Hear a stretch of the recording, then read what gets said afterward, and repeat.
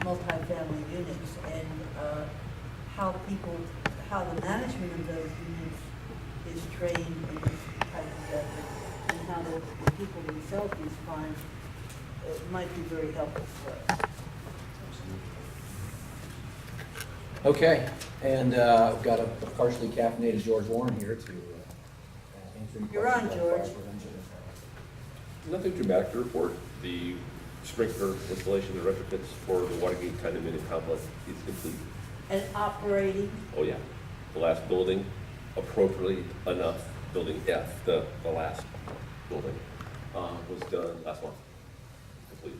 All the systems are up and running, and you've got, been a long, hard fight. worth the effort, but it took a while. It did, but it's good. 40 years. It I should was- have been done when they put the building I up. was on it for 25, so yeah, it's been a long time coming, but it's there, it's done. The system works. They had one fire earlier, I think in June, May or June, stuff with one spring. The one sidewall head controlled the fire, didn't put it out because it was right a corner of the kitchen and all, but it controlled the fire. In fact, one particular captain was mildly disappointed that he had cold smoke. He didn't have an active thing going on. Oh, please, You know, please. and I was like, no, that's actually a good thing, going through it. The other buildings that are under construction, at Stanford and Powell, and at 64th and Christie, are moving along pretty well. Well, we've got some biggies coming up, so. 6701 Shellman is on hold. The Navy site is on hold, probably indefinitely. 3900 Adeline is broken ground. We're demoing the building as we speak. The crossroads at McCarthy and San Pablo is approved, and the manufacturing components for it now. The unique thing about that is it's all modular construction. So, That's going to be very interesting, yeah. especially from the fire department perspective. Do they do all the testing and everything at the factory? All the testing And is, do we have our eyes on that, wherever the hell the factory is? factories in Sacramento, at one of the old Air Force bases. Yeah. It's McClellan. it's manufactured housing, so by definition, manufactured housing is inspected by a separate division from the state fire department's office. We've asked for it, received, we kind of insisted and received permission to come up and inspect models as they're done. So- Oh, good. So good. everything is done there, and then everything's done in the factory, and then shipped to the site and assembled on site. But it's modular, and everything put together just like you see when they put the Parks and Rec department together, Community Services Department, the 43rd Sam. All those buildings are together, and they all link together. Like Right, Legos go right. together, all connect. There's going to be more of that, so we want to be sure that we're not taking just the state's word for it, that everything's I okay. try not to take the state's word for just about anything. Good thing. Thank you. And this is the new report, so I'd like your opinion on this from the group. You'll see page 1, quite busy, a lot of information, a lot of data. What I would point you to is that it's the feedstock for page 2, which are 2 graphs. The top one depicts a snapshot of the month. So this month as compared to the same month last year. And you'll see clear trends there, which I'll talk about in just a moment.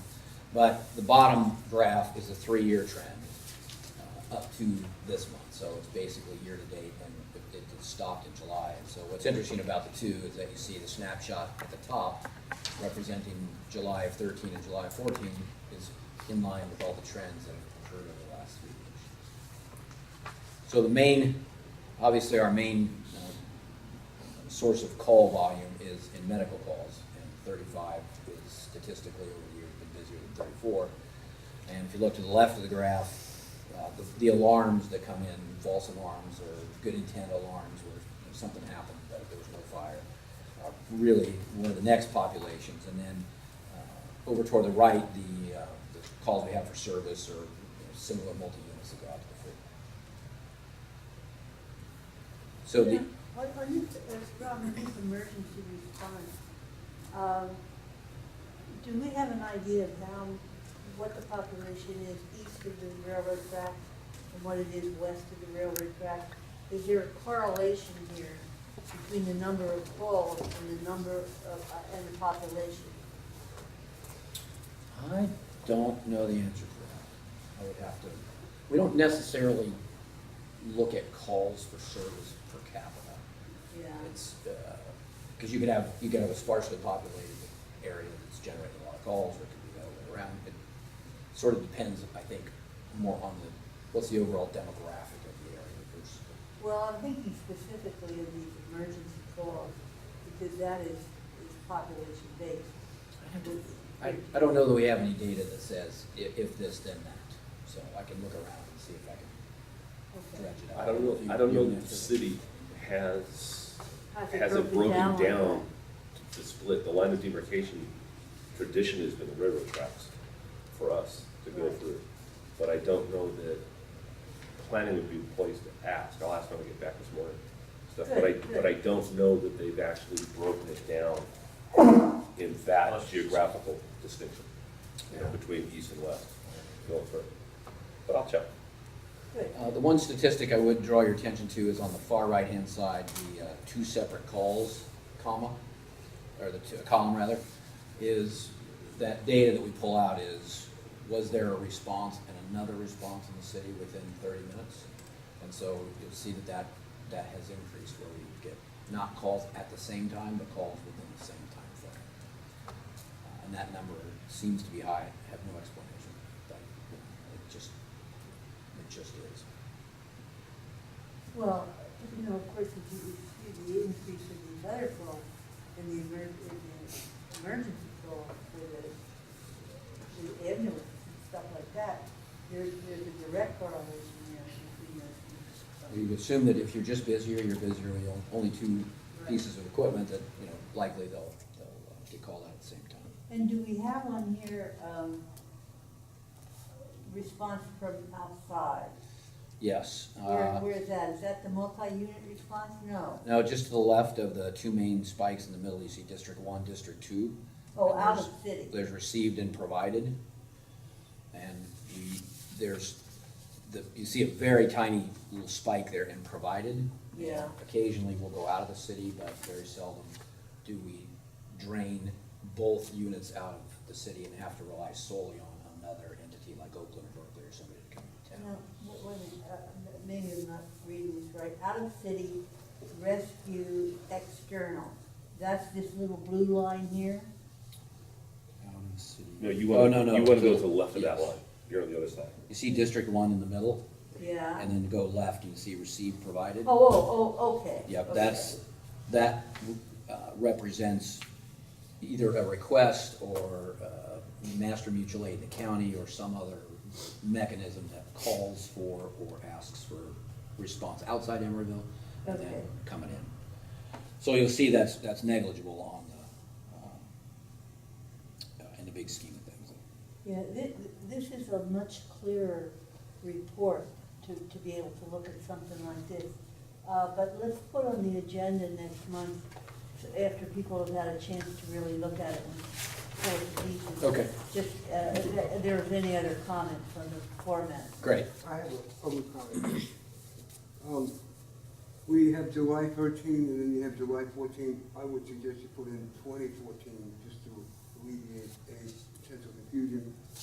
I also don't see the purpose of comparing July 2013 to July 2014 because, certain months have extra activities. And I mean, I can see the purpose of year-to-date 2013, year-to-date 2014, but I don't see the necessity for July 13. And then here we have medical. I would put Emeryville District 1, because since you are Alameda County, there could be some confusion about what district we're talking about here, so that might just be clearer. And then if you have any percentages from the rest of the county that you could add to this, that could show a comparison between Emeryville and the percentages of calls you get in other cities, that might be useful information to get. Thank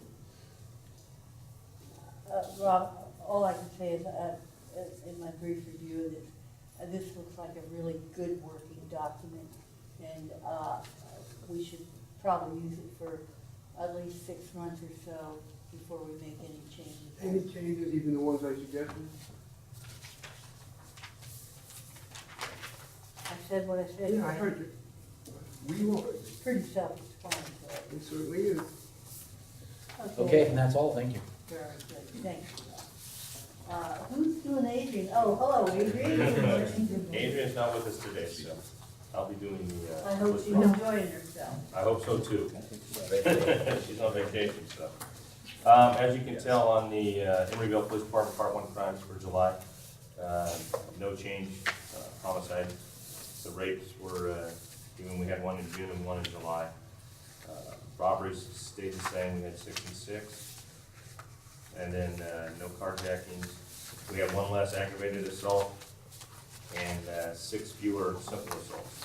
So the total violent crimes were down 27 to 20. So you see the reduction of 26%. And then the 3-year average carries across the board the same. We're still 26% down 3 year to date. The property crimes, we saw an increase in our auto burgs. It's actually, there's a lot going around right now. The hot topic is the, you're seeing the coffee shops, what we call, they're calling them the, I refer to them as the breakfast club, because what they're doing is they're waiting for the businessmen and women to pull into the Starbucks or the Pete's. They see them get out of their car and they know they have about 5 minutes by the time they go in. They pull right up next to their car, they smash the window, they reach in, they grab, they get back in their car and they drive off. So it takes them about 30 seconds to do that. So we have a lot of video that we're going through. We have some cars identified suspects that other agencies, we're working with some other agencies identifying players. Some people have got caught from other agencies, and so we've got some good video that we're working with them, trying to identify those guys in our city. So are we doing any stakeout?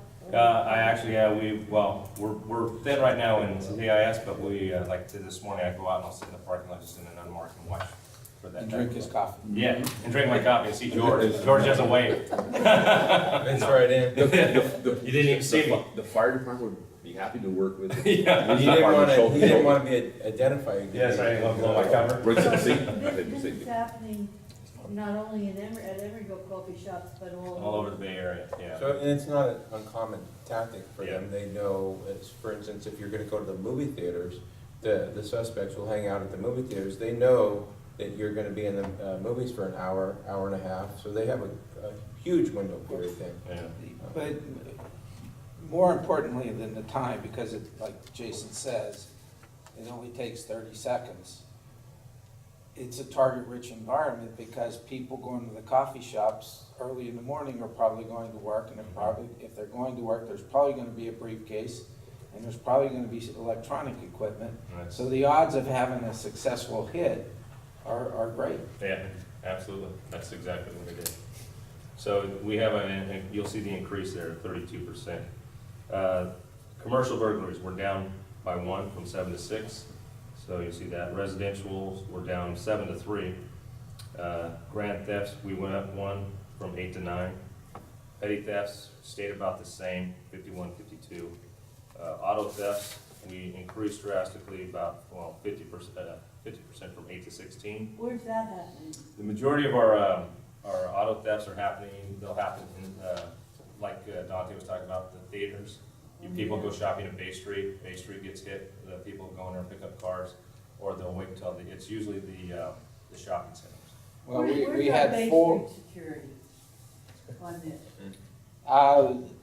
this? They're probably as handcuffed as we are in knowing if somebody walks up to a car, and a lot of these cars are being stolen with shaved off keys, where they just shave down the key, put it in the lock, work a little bit, and it'll pop open. So if somebody's going up, if they're not breaking into the car, they're not gonna be obvious. How is security to know that they're not the owner of the car? So they're just as handcuffed as we are with those type of things. In looking at it, District 5, which is the commercial shopping areas, had 4. The residential area of District 8, we had 3. And the same with District 1 and District 2, so. And popularity is the Hondas. Yeah, Toyota, Honda has been the mainstay. We could go a long time without saying that thing. As long as we pick up truck, pickup's alone, I'm fine. Right. Nora, I have a belief that they know that little blue car is yours and they know not to touch it. I don't know about The wrath of Nora would come I down don't on know them if about they did. that. So you see at the very bottom, the total property crimes has gone up about 14% from 119 to 136 from June to July this year. And then across the board, from the 3-month average, you can see that we're down about 12%. Just as a correction, I think that the percentage change on the right column, the far right column, is not to the 3-year average, but to is compared year to date to last year. So we're down 12% in property crimes, 14% overall when compared to the same period last year. And we don't show a running total, we just show a 3-year average of the total of crimes, and we're down on that. This year so far, we've had 156 total crimes per month. We had 156 this last month. Over 3-year average for the month of July, we had 133. For the last month, who was being hit pretty hard is Sunglass Hut at Bay Street. What do they do to target harden that installation? Unfortunately, for Sunglass Hut, they are, due to corporate policy, they only have 1 employee. And what had occurred was, in working in conjunction with CIS, with Investigations Patrol, was getting frustrated because the poor one individual employee couldn't handle when a group of 4 individuals would walk in, distract the person, and they would just grab. And I think one grab was what, $22,000? Yeah, about $22,000. Of sunglasses. Yeah. Bunch of Mally Jims. A total of. You're talking about $400 a pop on some of the sunglasses. You gotta be kidding me. Oh, no. And they're Oh, no, taking, you get some of those, it's like. well, and $22,000, and these guys don't have 1 person in that? Yeah. unfortunately, they don't have them behind glass. They're just sitting out. So you Yeah. can- And they sit on a rack, and so all you have to do is with the bag, you're just going, and the clerk is just standing there trying to, you can, He's making $12 an No, hour. he's not gonna and get there's involved 5 besides guys calling. that are parolees, so. yeah. So what Oh, we so what's did that? was I wrote a letter to the corporate office, and they got a hold of the loss prevention, and so now they put in the security guard, that on the investigation part, you're working With their corporate right now, and then, but this isn't the only store. It's throughout the Bay Area, it's out in the valley. Well, I was just gonna say, if you have a connection Yes. with corporate, I wonder what their experience is nationwide on the terms of the losses that they suffer. They must still be making money, Oh. even though if they're charging $400 a pop for sunglasses, they probably cost them $20 to make them. And we've made significant progress in that case. So we Yes, have yes. people ID, Yes. we know where they're selling them, so we're taking steps to make some progress. Yeah. Good. And on the mental illness prevention, we're still the same 15, 20 people. Do we, as we move along down the line trying to find solutions for this poor group of people, we do know who they are and how to identify them if we have outreach to them to kind of alter the circumstance. And the city's working on a program to try to find solutions to these problems. Right. They're not easy solutions, and there may not be inexpensive solutions. But the model that we were using of it as it being actually falling through all the cracks until it became a law enforcement issue really isn't working anymore. It doesn't work for them, it doesn't work for the city, Exactly. and it certainly doesn't work for the police. And it's repetitive, the same 15 to 20 people over and over again. We've got to search out a different way, and I think Sabrina is really taking the leadership on that with other jurisdictions. We'll see what happens. I'd like to make a suggestion here. If you could document the cost to the police department to have to continuously arrest and detain these folks, then somebody might recognize, gee, if we mail them a check and they have a place to live, then you might not have these expenses, because it might be your expenses and other people's expenses to have to continuously deal with the same people who, if they had a check, would have a place to live.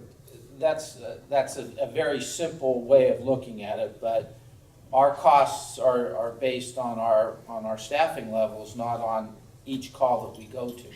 So the fact that we have this number of calls, we're still gonna have the cost of having that officer out there. Unless we reduce our staffing level, which I don't see us doing for this amount. So trying to say, okay, it's costing the police department this amount, when our staffing levels are gonna remain the same, whether that call comes in or not, it doesn't really give a reflection of it. Okay. Thank you. Okay, any other questions for Jason? Thank you, Jason. You're welcome. Okay, And I also want to mention that I'm looking for the day when we can go over the individual calls as we used to for the last 15 years. I think it's unconscionable, especially now that people are watching this, that we can't go over the monthly call because the chair doesn't want to do that. Thank moving you. along to the overtime staffing report. In our staffing report, it's going around now, here's your copy. This month, July, we had a grand total of $48,414 in overtime, down about $12,000 from the June overtime that we experienced. Staffing, as always, is the major hit on our overtime. $9,000 was spent to cover vacations, minimum amounts for training and sick, almost $4,500 to cover injuries. We've had a couple of officers that are off on injuries for quite a long term. We're covering their service. Calls for service about $1,200, $1,300. Again, this not only is when we call somebody in early because they're so busy, that the sergeants will hold somebody over if they have somebody transporting to Santa Rita. Our minimum staffing is $6,000. That is the one I think will be impacted more when we get to our authorized staffing levels. We had $3,600 in comp time, $160 in holiday. This month we had $3,047 in training, almost $4,000 to complete assignments, $1,300 in court appearances, $4,000 in others, which are mainly administrative costs for doing things like oral boards and the recruitment areas that we have. And then in special events, this was a big month for us. We had $10,000, almost $11,000. The vast majority of that $10,000 is in our 4th of July response and our Love Our Neighborhood response. And we have on here a debrief of the Love Our Neighborhood that we'll provide. As to our staffing levels, we have 4 vacancies, 3 in the sworn, 1 in the professional services. We are looking at we are in the midst of a recruitment where we have 13 we started with 13 background checks going on. We've eliminated 2 out of that at this point, 3 out of that at this point, so we're down to 10 candidates. We've extended a conditional job offer to 1, but we have some issues as her background comes in a little bit more. All of these are entry levels, so we're looking at a 6 months academy and then a 4 to 5 month field training period when they get back. So having them as solo officers, if everything went right, will not happen until probably spring of next year. So we have those 4 vacancies. We have 1 officer that is on paid administrative leave pending a disciplinary investigation. We have 2 officers that I said that are on long-term injuries. One is a knee, one is a back. And up until a week ago, we had one officer that was out on his family bonding and just had a baby, so. And given some of the ages of our officers, that's a common issue with us, having babies and taking off for the parental bonding of it, so. So we're not gonna really be seeing much relief in these overtime expenses for at least a year, but we are working on the staffing and having some success Yes. on the staffing. We're keeping our So you're fingers bringing crossed. in fresh people. Well, yeah, yes, fresh people. We were not really successful in the recruitment of either lateral transfers or academy grads. We have gotten some good people, but the number of recruitments and the number of people that we go through, it really didn't have a return on our investment. There were some recruitments where we would get nobody out of that class, yet we're doing backgrounds and we're spending money on the investigate, on the recruitment. So we opted to say maybe the candidate pool was better with people that have not been in law enforcement or have not gone to an academy. Because our experiences were they are looking for a job for many other reasons other than they want to come to work in Emeryville. And the majority of those reasons that they're looking for a job are things that we're gonna keep them out of our process, the background. It amazes me that we would get somebody applying to the city of Emeryville as a lateral transfer when he's been fired from his position and charged criminally with a narcotics violation, but we have. Oh, chutzpah. Yeah, but we had it. So, yes, we did, we were hoping that going out into entry level, getting people brand new is going to increase the candidate pool and increase the likelihood that they're gonna pass a background investigation. And we really, coming out of this, we're really pretty hyped on some of the candidates that are out there, just if they get through the background investigation. And looking at the demographics of this, the likelihood of us increasing our female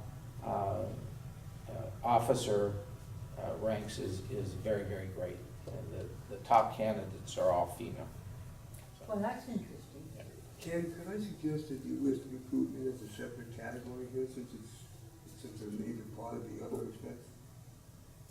Well, there's months when we don't have it, there's months when we do have it.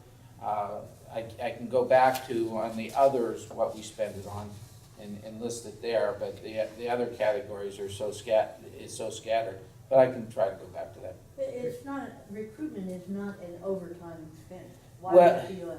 Well, it's not an overtime expense, but it It's is. an overtime expense chart. Yeah, this is what we pay. This charts what we pay overtime, time and a half Right. to our employees Right. for.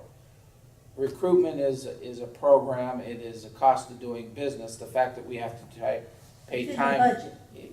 pay time and a half to do it, is just because it is economically better to do it that way than to try to increase our staffing levels so it can be done without overtime.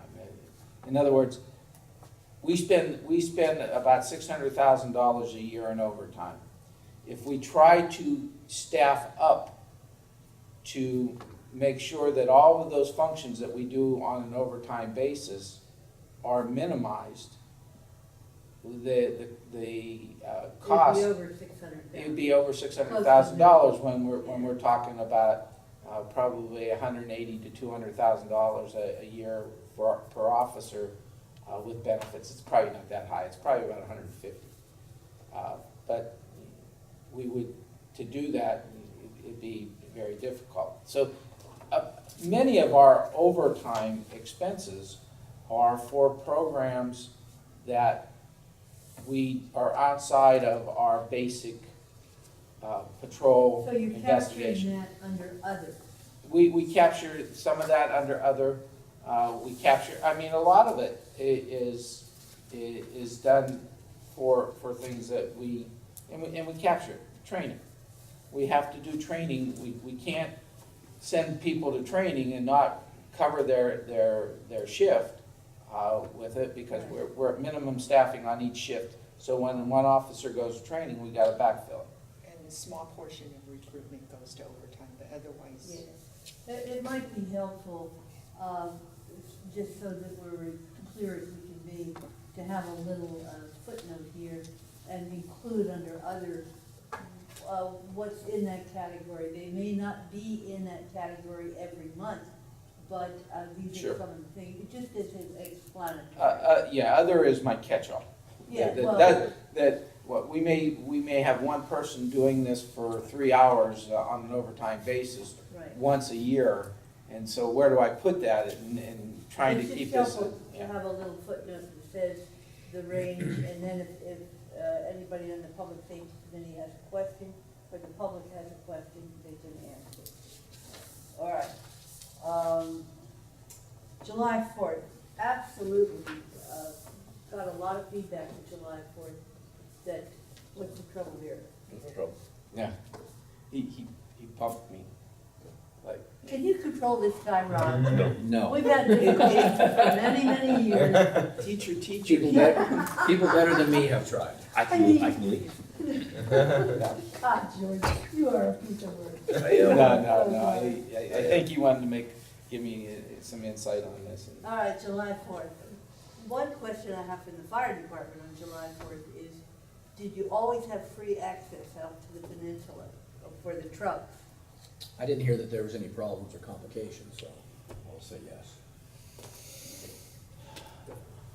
July 4th went fine, Yeah, that's the And- feedback I've gotten. and we moved the point, instead of having it on captain, or commodore, oh, yeah, captain, I'm sorry, we moved it up to the towers, and it worked fine, the turnaround point. Perfect, We perfect. had, except for maybe one incident where there was a group of young teenagers or young males in a car through M80, out in, as they were entering into the freeway going to San Francisco.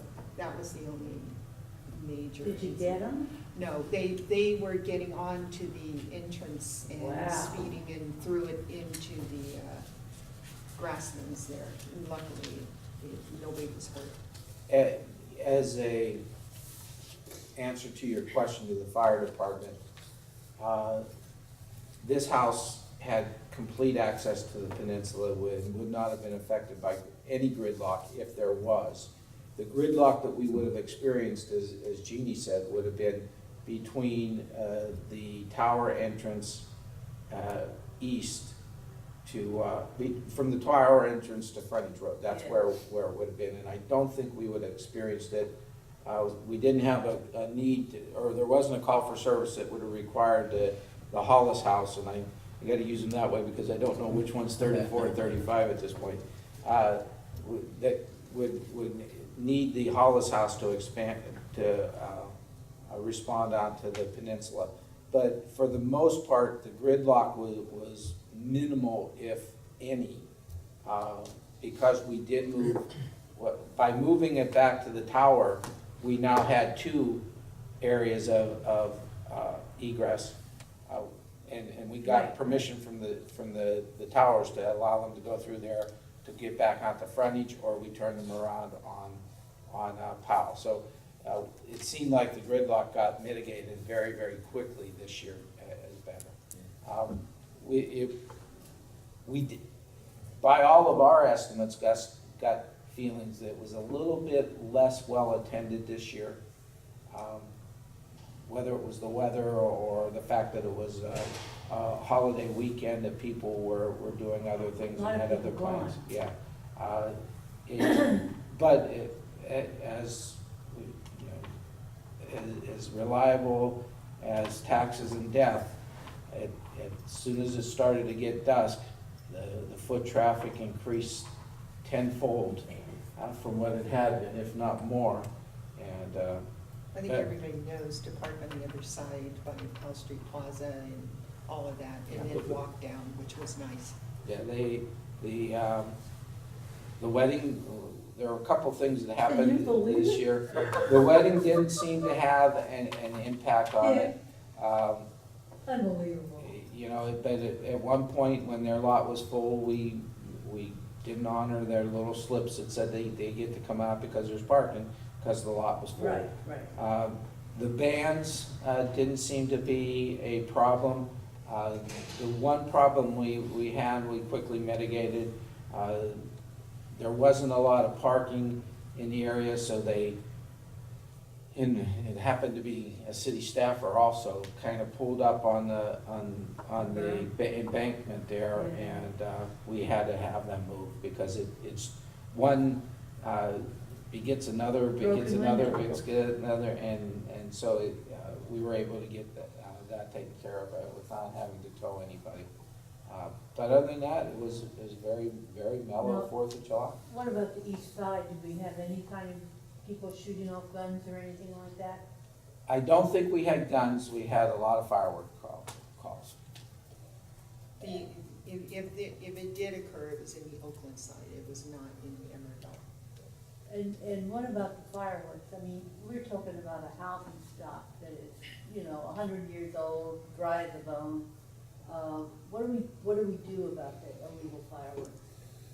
Well, if we confiscate them when we catch them. The problem of the matter is that once it goes boom, everybody runs and there's nobody around to catch anymore. I will say that in the last 25 years, since we've been putting our details on, we've gone from, at least on the peninsula, collecting 2 55-gallon drums of fireworks to collecting 0. So the people know that don't bring your fireworks onto the peninsula. It's a little bit more difficult on the east side. Are there any hot spots on the east side, like 47th Street, at that apartment complex by Timothy Creek Park? No, I would think, just off the top of my head, thinking back to the calls, looking at a hot spot, 6200 Doyle is a bit of a hot spot. But other than that, there wasn't anyone where there were multiple calls. And no problems at Doyle Hollis Park with illegal fireworks? No. Ken, can we ask you what happened to the volunteer program that we set up where we were gonna use people who were trained at the academy to help you on July 4th? We only have one volunteer that remains of the 2 that we had. We will be starting a Citizens Academy, which is our prerequisite to the volunteer program, in October. We're advertising it now to try to get people to participate. On to love our neighbors. I'll let the commander debrief you on that. Boy, talk about passing buck. Since So well on July 4th. Since I was going to come back from a vacation, and she says, "Don't you dare." So I didn't come back, I wasn't there. Oh. She was in charge. Love your neighbor. It was fine. We had the majority of our people out for this event. We covered all of the street closures. Traffic-wise, it was fine. It was a little busy on Powell and Doyle, the crossing there but otherwise, everything else was fairly slow. Roselle from Community Services estimates that there was 1,500, but our people feel there was only about 150 because it was the same people going around and around. And they had anticipated what, 5,000? 15,000. 15,000 they were talking about. 15,000. And Or Armageddon. it was fairly quiet. People's expectation was it was more going to be a festival rather than a walk and bike your neighborhood. They were looking for more activities. Doyle Street Park, which it was the kids zone, there was hardly any people there. The businesses that did come out and participate, like Holistic Institute, yoga, Right. they were expecting more participants. The volunteers that were there weren't very well trained in street closures or what to do or what the event was about. So they, as we, all of us here, Dante, all of us made our rounds, talked to them, sort of filled them in. We felt that the organizers of the event weren't what they promised Emeryville as to the number of volunteers, 200 volunteers, 15,000 participants. We didn't see that delivered, neither the street signs, electric signs in regards to the traffic on 40th and Sand that we wanted, saying no northbound San Pablo. Some of the place, AC Transit was not notified, some of their bus drivers did not know, and we had to churn them around, and then they went up Adeline. Adeline was a little bit gridlocked for those wanting to go to Berkeley. But otherwise, there was more people in Oakland, and Oakland side on San Pablo, they had a band there, and they had quite a few participants there. But for the Emeryville portion, it wasn't that many participants. The people on Boudry and Doyle around that area, Unhappy. very, Got a very lot of unhappy. calls from Boudry and Doyle. One resident actually just put his car in reverse all the way up. Wow. Was just angry. And a lot of Oakland residents weren't notified until the last minute, and they came through the Emeryville sign, and they were not happy either as to the notifications, so.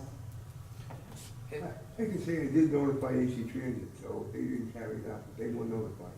I don't know, the bus drivers may not have, maybe AC Transit knew, or it didn't get, some of the drivers were confused. The commander was very, very diplomatic about it.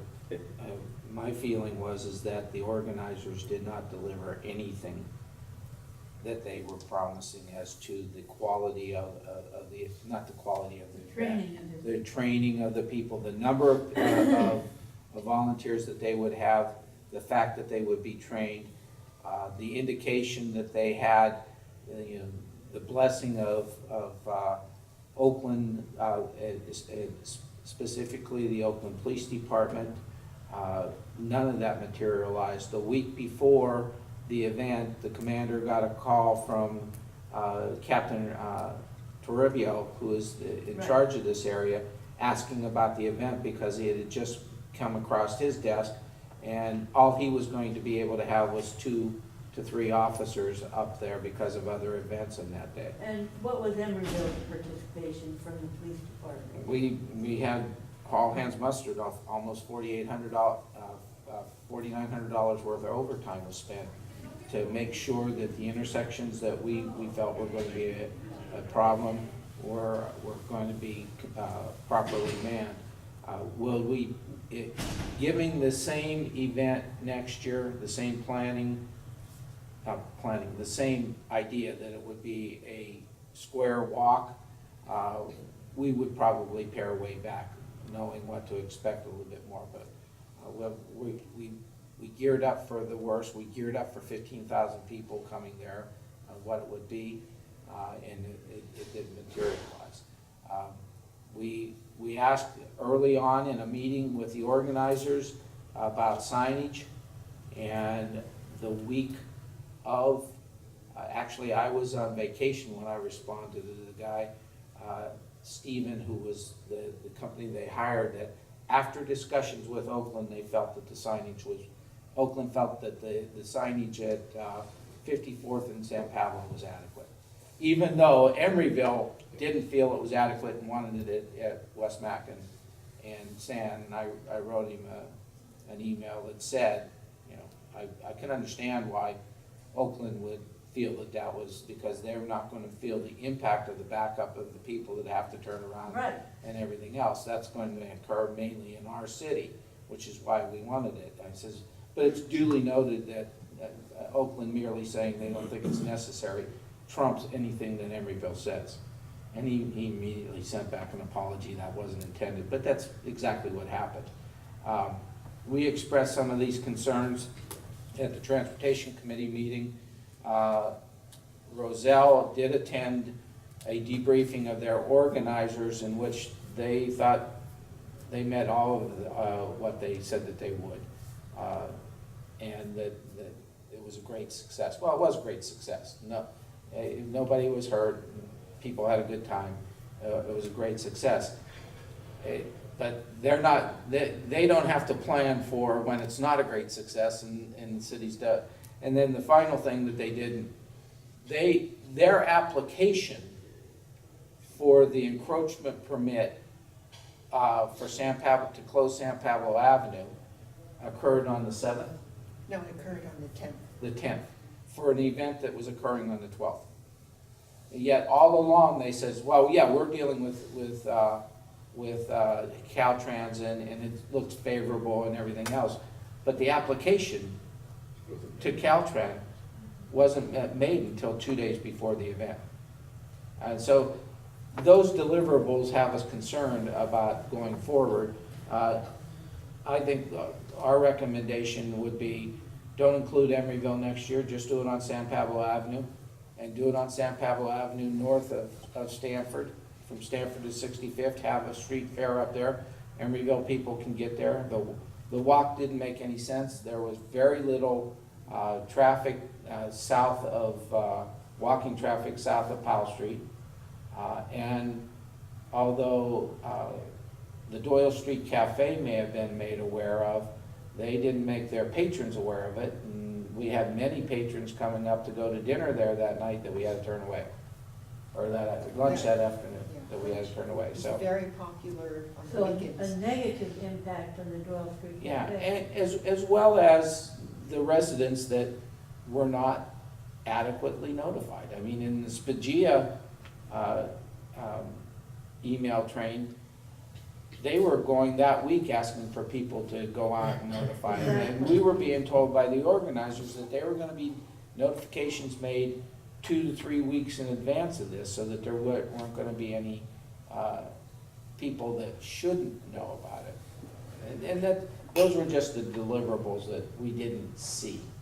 And I was at a lot of those meetings they had with Jimmy, with Kenny and stuff, and the organizers made all kinds of promises. You know, we'll deliver this, and it was almost as if it was lip service to the city, you know, that what was pushed forward, and also abetted by community resources going through. We're gonna do this, we've had this. The chief and the police department asked for a lot of things, the traffic control, the signage, that helped to go with it, and it just wasn't delivered. It was amazing. You see, I think the council is getting a different story here. And I'm asking you, Ken, do you think it's, this was generated from the Bike Ped Committee.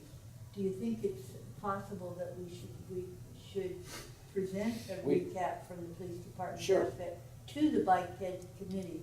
They're not meeting in August, they will be meeting in September. Sure. But they were very invested in this, very supportive of this, and they've heard kind of glowing reports. But there's more to this, and that directly affects the safety of Emeryville people. And in addition, Sabrina has directed a debriefing paper be put together that's being Good. written by community services, but will have input from all of the departments that were involved. Very good, very good.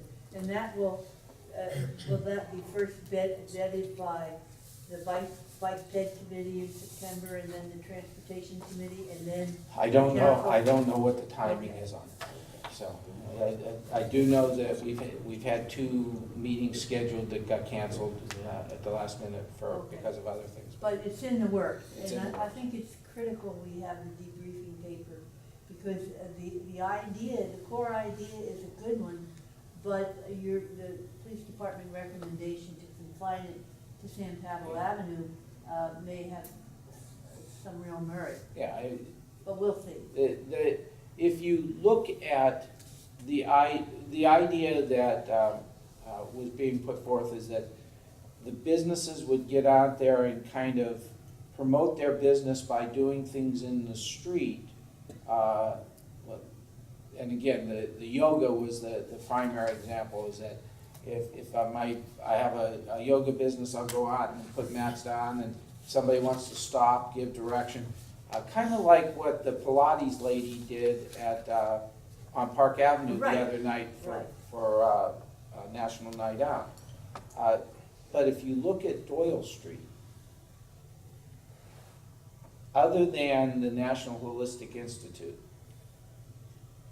and what business there is really that direct service type of business along that street?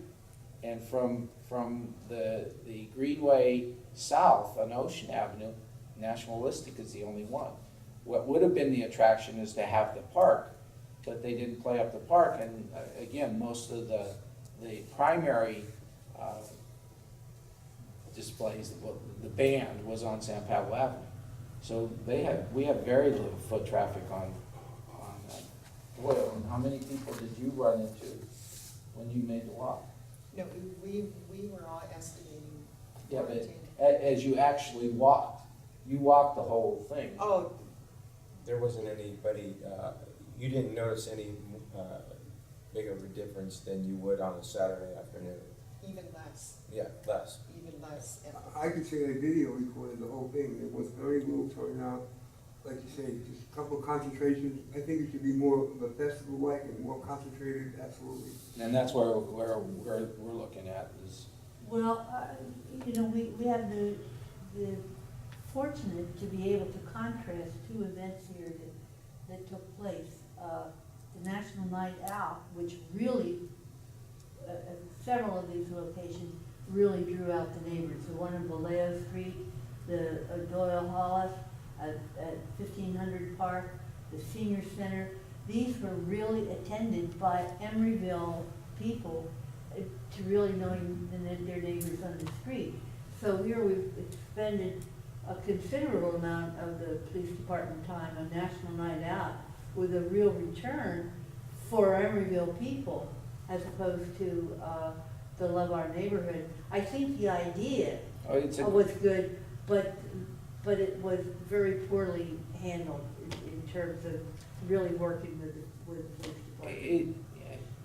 I may be the exception, but I would agree with the feedback that we got is people, for it to be something, it should be more of a festival type thing, not, I'm going to just go up and be able to ride my bike on the streets around this rectangle, or walk this rectangle, and I don't see where that gains a lot of community to it. But if there's a festival that people can come and participate in, I think it would be a great community effort, but again, it's. Well, I think we beat it to death, but everybody needs to have this feedback, because when they come back again, if they're asking for the same thing, our experience has been that it's probably, it can't be done effectively that way. Okay. I want to make one more comment on National Night Out. I think you should have something posted all year about National Night Out, so that when it finally arrives, people have something to look forward to. To just put it out there a few weeks before it happens wouldn't be as effective as if you had something up all year long about it, and then when it came, more people would show up. Well, if they're anything like our family, a lot of that stuff is 8 months ahead of time, it gets thrown out, and we forget about it. I don't even put stuff out. I mean, maybe if you had something up in the police department when people come in, you just see National Night Out, just some regular reminder all year long that this is gonna happen, and then. We can certainly look into that. I mean, this National Night Out was a year in planning to carry it The best off. one you've had. And then it even changed last minute after our flyers were printed, because Watergate couldn't put together theirs. And then we found out that Ambassador Building was having one on their own, and that we didn't know about, and those type of things. But yeah, we can, the date is always the first Tuesday in August, so we can always say National Night Out, first Tuesday in August. More to come. Great. Thanks. Okay, what about the Knox boxes? What is this? It's more for the frustration of our officers when they respond to a lot of these, like Bridgeport. The code changes and sometimes it's broken, and if you can imagine, there was an incident that was there where one officer had to climb that gate. And if you had to have several responses from other people, other officers coming, they would all have to climb the gate, or somebody has to stand there. That delays the response. So our frustration for the sergeants and for the patrol officers is that they either have to remember a code that always changes, or having a key fob, or having keys. The sergeant's key ring is about this big. It's It's a bag. and yeah, it's a bag. I'm just And thinking, so they're gonna go. Yeah. if we could, much like fire has a Knox box, if police could have a Knox box, but they're very expensive. I think they're what, about Well, the 1,500? box themselves, Or- depending on the box you get, go through it, but all you need to do is get it. You've had it for so long, I don't remember. There'd be a keyway specifically for Emeryville PD, and I think you got it, because I think you were requiring them on some of the towers.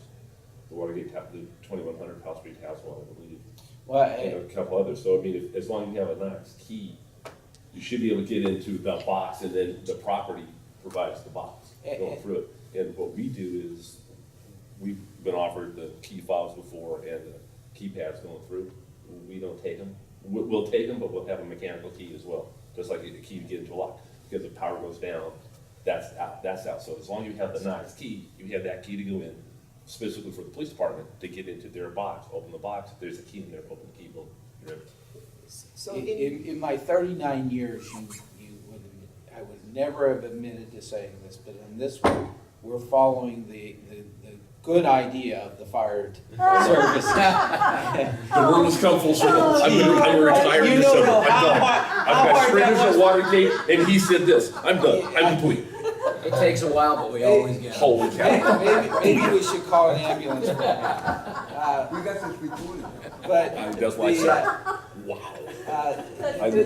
we need, they have, it's in the planning requirements of the building, and the Knox box be made available.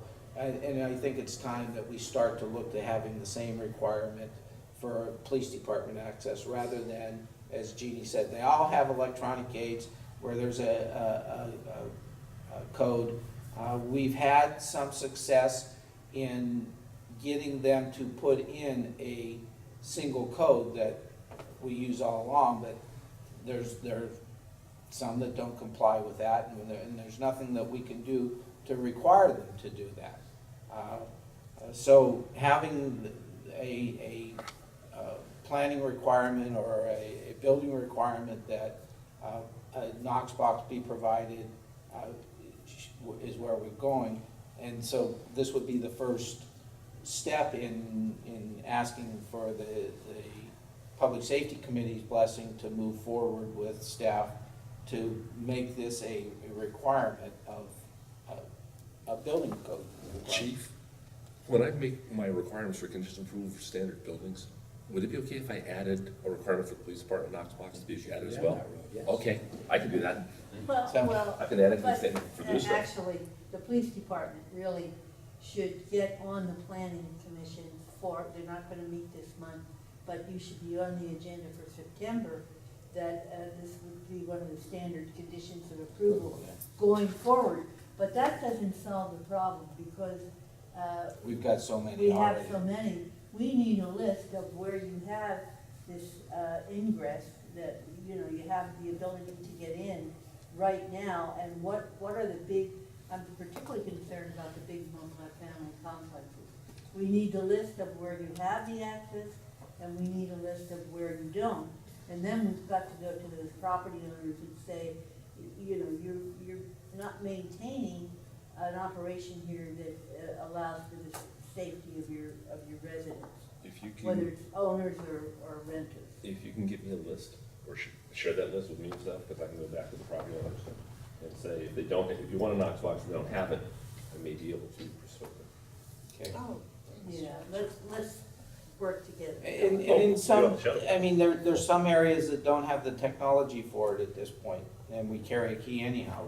I mean, Watergate, where most of us have a lobby key. I don't know.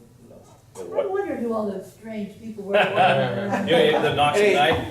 Hey, Nora, God, you had a key, that's all I can say. no, I will tell you, many years ago, that was the entertainment for the officers at night, when they had that candy stripe carpeting that was in there. Hurt your eyes. Yeah. That was really good, because if you were a little inebriated and you came home, Stretch out. you got off, there was a different color striped carpet. That was made you were home. That's great. Exactly. I get off at the horizontal stripe. Interesting perspective. Well, hey, you know, when you're young and carefree, what the It hell? always reminded me of the Alice in Wonderland going down the rabbit hole. rabbit Oh, hole. Willy Wonka and the Chocolate Factory. So we got a plan on the Knox Yes, box. yes, we do. Let's Thank you. Push that forward, and absolutely, we wanna get on the September planning commission, because a lot of good stuff's coming down the line. the other thing I'll do is when I get back, is I'll talk to Maru in planning, and I'll have her add it Oh, to good, the good, condition, good. just a they have a standard template for conditional approval. And part of it has fire department, Knox box, fire department requirements go through, that we've worked with over the years. But I'll just have her add Good, a good. police department. That's easy enough. We're talking about Big pump. 85% of our housing stock. Well, Plus the commercial buildings, what's the deal on the commercial buildings? You have the same problem? We would have to contact the security, like for Layford, we would, in order to get access off duty hours into the buildings, if there's like a 911 call and it's after hours. It isn't as large a problem as in our residential. Okay, moving along to staff comments, any comments? Just that, and we've already talked about it, but National Night Out seemed to be a Absolutely. success. And a lot of work went in it, from our department and, Community Services Department.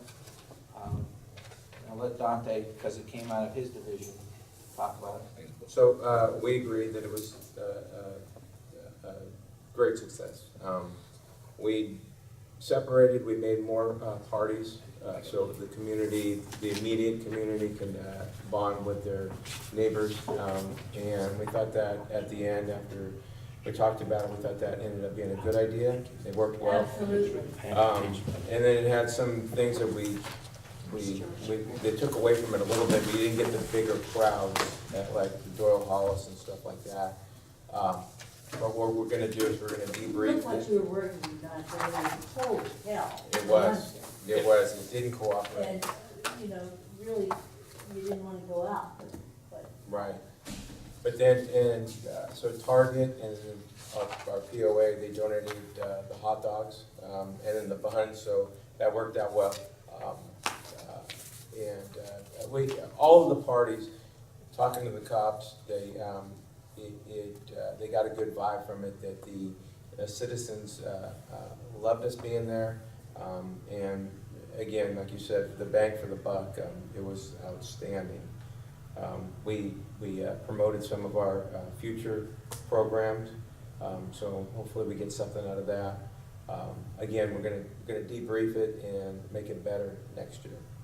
well, it was absolutely a success. And in terms of, you know, when you talk about you didn't have a overwhelming turnout at Doyle Hollis, that, this is Emeryville, you don't get the really big crowds, even free foods, but the basic concept of this, especially if you can pull in more volunteers, like that Ron guy over on Vallejo Street, and then Rob down on Park Avenue, to get the volunteers to do, pick up some of the burden, that'd be good too. Well, that was the strategy. As you can see on there, they have a name next to each where every party was going to be. Those were the, for lack of a better term, block captains that were supposed to organize their little community to get it out. And for the most part, they did a great job.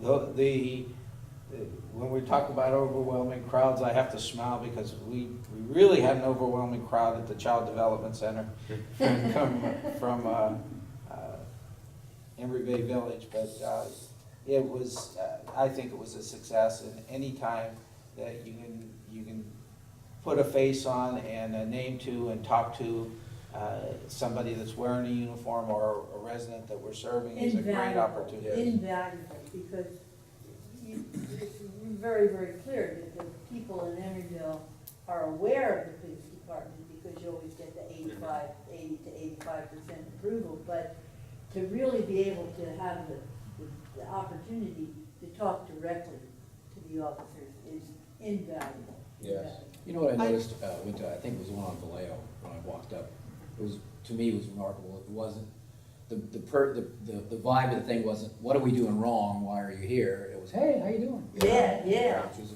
And the interesting, if you noticed that there were Oakland residents that came over. Yeah. And when we asked them, we said, isn't Oakland, this one is more fun, which was great. And they wanted the interaction on the Emeryville side. They took pictures with us. It was something that you remember throughout your career, that you remember little things like that. And, taking a picture with a cop, it's not always, not everybody wants to do that, but that night, it was, they did. It was so positive. Yeah, and so there's a lot of room to improve on it. Like the chief said, it was a year in planning. We had patrol, we had an admin involved, we had community services involved, the block captains and everything like that. There's a lot more room for improvement, and we will improve on it. I'm going to be coming to council for an increase in my budget just to buy stickers for the kids. Yeah. I mean, we started with a box full, and by the end of the night, we had no stickers. That's The fantastic. kids love the stickers. So. Ken, are you going to come back on the first meeting in September under special orders of the day with a very brief recap of this activity and how successful it was, and maybe have a few of the pictures of you and the police department with, Sure, I can run it by Sabrina, will you because do that? this was. Because I think it kind of ties into what Ken says, is keeping up the information on it, and people can see that people really had a good time. If you guys have pictures, not many, keep the whole thing brief, but it's a good punch to bring it back. Special orders of the day. And fire was out there, and everybody really got excited when they saw the fire truck and everything like that. So it was good to have the citizency that we also talk with each other. Yeah. We play well with others. We play well with others. Okay, and nothing else, this meeting is adjourned. Thank you, Glenn and all. And Rob, I do like the new format. Oh, good, okay. This is good. Okay, guys. No, this was